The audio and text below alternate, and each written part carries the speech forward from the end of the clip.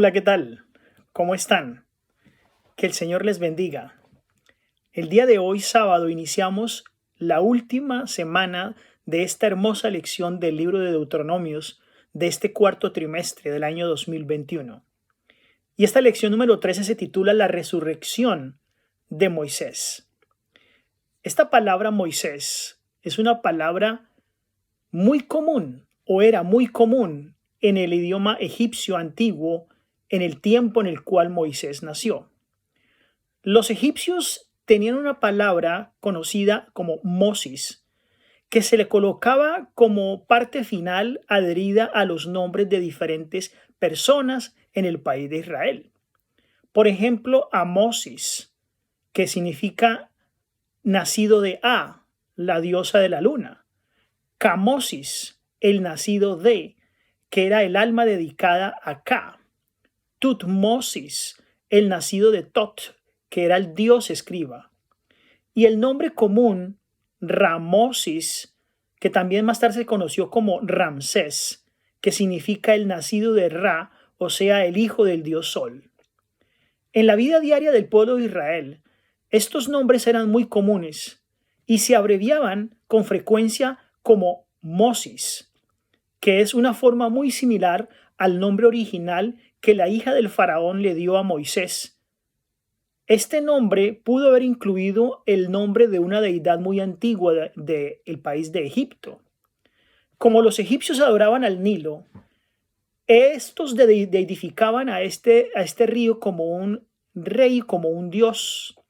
Así que es muy probable que la princesa Hatshepsut, aquella princesa que rescató a Moisés en el río de Nilo, pudo haber llamado Hapimosis o Tumosis a este niño que fue sacado del río Nilo.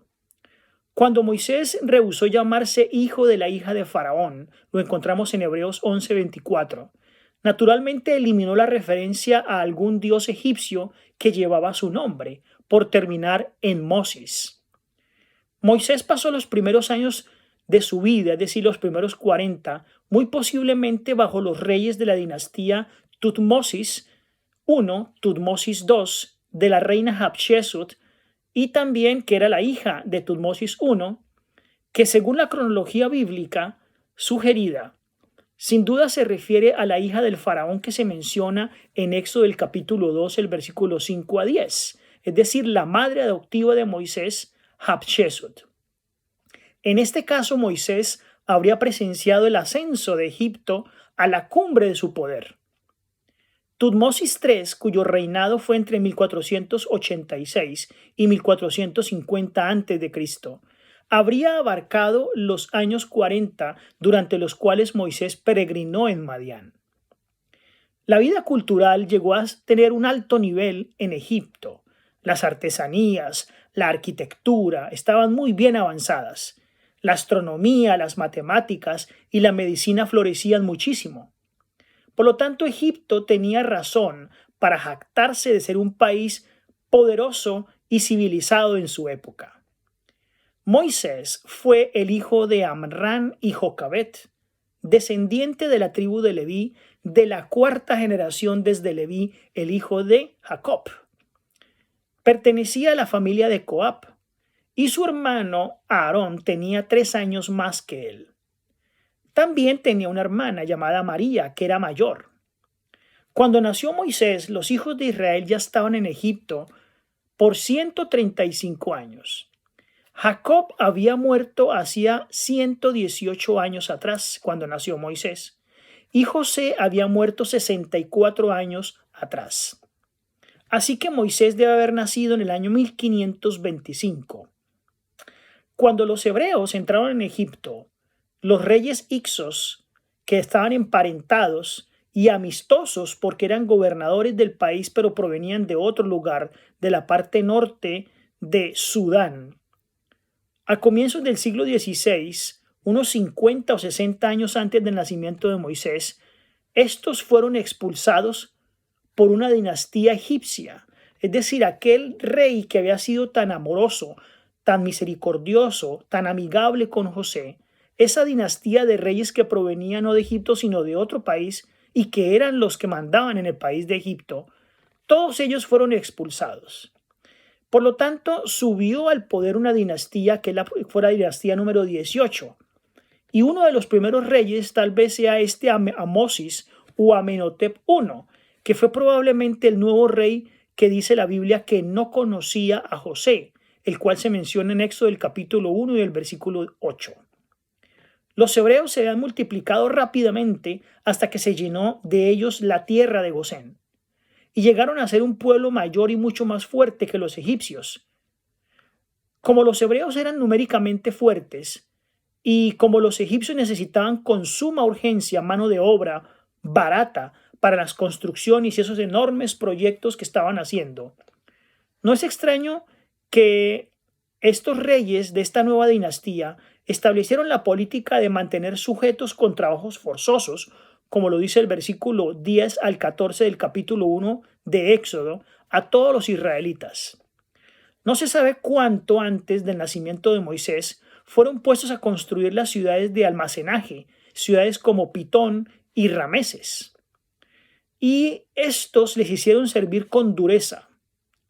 Pero, como dice el relato bíblico, cuanto más los oprimían, tanto más se multiplicaban y crecían, dice el versículo 12.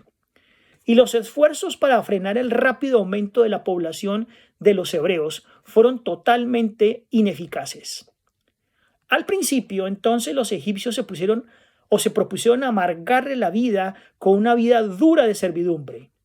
Pero cuando esto no tuvo éxito, cuando no tuvo el resultado que estaba siendo esperado, ordenaron a las parteras hebreas que mataran a todos los hijos varones que nacieran.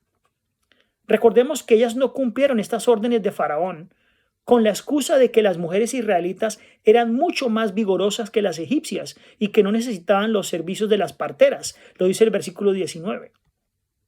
Entonces Faraón ordenó que los egipcios tomaran en sus manos la exterminación de los mitos hebreos y los arrojaran al Nilo para ahogarlos allí. Pero en vista de la gran cantidad de hombres físicamente capaces que hubo años más tarde, parece entonces que esta cruel medida no entró en vigor o no estuvo realmente en vigencia por mucho tiempo. Dice que al nacer Moisés, los padres lo reconocieron como un niño muy hermoso, dice Éxodo el capítulo 2 y el versículo 2. Y los esfuerzos por conservarlo con vida se mencionan como un acto de fe en Hebreos el capítulo 11 y el versículo 23. Así entonces, al acostar a Moisés en un arca de juncos y ponerlo en el Nilo a flotar, Jocabed estaba cumpliendo con la letra de la ley que exigía que los hijos varones fueran ofrecidos como sacrificio al río Nilo. Porque era un río, como ya lo dijimos, que era el dios de los egipcios, al que los egipcios adoraban como dios. Así que en la suposición de que estas aguas tenían poder para impartir fertilidad y para alcanzar una larga vida, con este propósito llegó la visita del faraón Hatshepsut para bañarse allí, pero no tanto para bañarse, sino para presentar sacrificios al dios Nilo. Llega entonces ella a la orilla del río Nilo a presentarle un sacrificio al dios Nilo, y es entonces cuando se encuentra que en sus aguas está un pequeño bebé en una pequeña arca de juncos.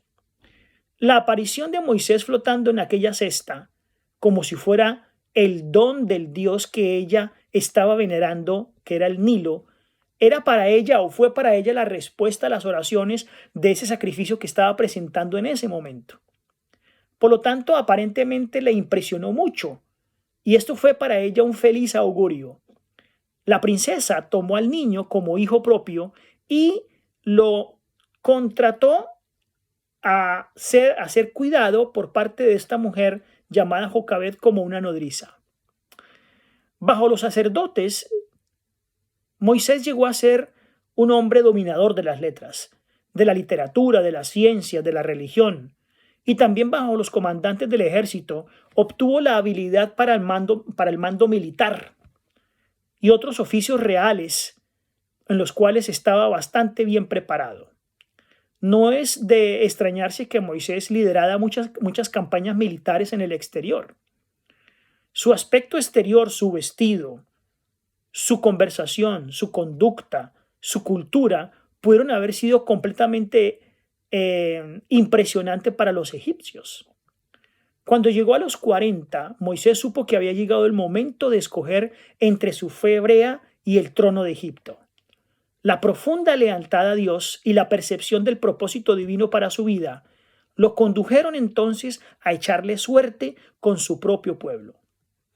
Así que en vista de que rehusara adoptar la religión egipcia, sin duda habrá despertado en él la preocupación en la mente de sus benefactores los hebreos. Y tal vez por miedo a que pudiera tomar el trono, los sacerdotes de Amón, al ver cómo Moisés había cambiado su forma de pensar, en una rebelión en el templo varios años antes, habían puesto en el trono a un hijo ilegítimo de Tutmosis II, el fallecido esposo de Hatshepsut, y había obligado a la reina a aceptar a este príncipe como corregente. Por lo tanto, el nuevo rey adoptó como nombre real el de su padre y se le conoce en la historia como Tutmosis III. En tales circunstancias, habría odiado en forma muy especial a Moisés, en quien podía ver a su mayor rival, lo que tal vez pudo apresurar entonces la decisión de Moisés de echar suerte con sus despreciados hebreos, conciudadanos, e intentar liberarlos de la opresión egipcia.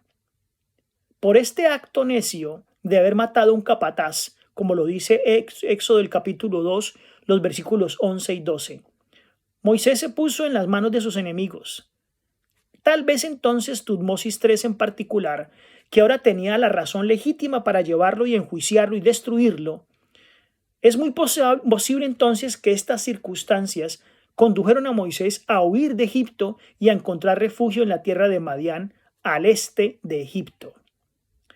Con los madianitas, descendientes de Abraham con Cetura, según Génesis el capítulo 25, versículo 1 y 2, Moisés estuvo con estos parientes durante los próximos 40 años de su peregrinación. Y allí aprendió a adorar al Dios verdadero. Entre ellos encontramos a Jetro, un sacerdote de Jehová. Jetro también figura con el nombre de Reuel, que significa amigo de Dios. Su hospitalaria recepción indujo a Moisés a entrar a su servicio y con el tiempo su hija Séfora llegó a ser su esposa.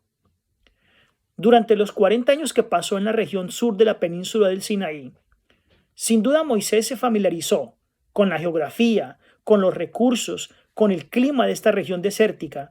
Al conducir los rebaños de Jetro en medio de estas montañas, tuvo tiempo suficiente para reflexionar sobre sus experiencias pasadas. Vemos cómo en el Salmo 90, que se le atribuye a Moisés, refleja sus pensamientos tal vez hacia el fin de su peregrinación en Madián. Los versículos iniciales de este Salmo 90 parecen reflejar la soledad montañosa de Sinaí y la majestad de Dios en contraste con la fidelidad, fragilidad humana y los errores de la propia vida de un ser humano. Así que por su acto impetuoso de matar a un egipcio, frustró los propósitos de Dios. Tal vez Dios lo tenía para ser el faraón de Egipto y así poder ayudar a su pueblo. Él distorsionó el plan divino para su propia vida. Y ya había pasado la marca de los 70 años y se estaba aproximando a la edad de los 80. Finalmente entonces Moisés suplica a Dios que la obra de sus manos fuera confirmada, que su vida no fuese totalmente en vano. Probablemente en la época en que se hacía estas reflexiones es cuando se le apareció a Moisés Dios en la zarza ardiendo y le encargó que volviera a Egipto para librar a los hebreos. Vemos que Moisés estaba temeroso de no aceptar y dudó en la capacidad propia para persuadir a Faraón para que los dejara salir de Egipto. Moisés vaciló ante el llamado. Sin embargo, Moisés finalmente aceptó la tarea con muy poco entusiasmo, como lo dicen los versículos del 1 al 19. Y antes de presentarse a Faraón, que habría sido para esta época Amenhotep II, de acuerdo con la cronología, su primera audiencia con el faraón solo consiguió empeorar la situación de los hebreos, hasta que 10 plagas cayeron sobre este país antes de que el rey cambiara la idea de dejar a los israelitas ser libres. Esta es pues la historia de este Moisés, el Moisés que escribió el libro de Deuteronomios y el Moisés que nos invita entonces a estudiar esta última semana de su libro maravilloso. Con el poder de Dios podemos entonces nosotros comprender las verdades divinas y podemos llenarnos de información maravillosa de este hermoso libro que es la Biblia. Que el Señor les bendiga.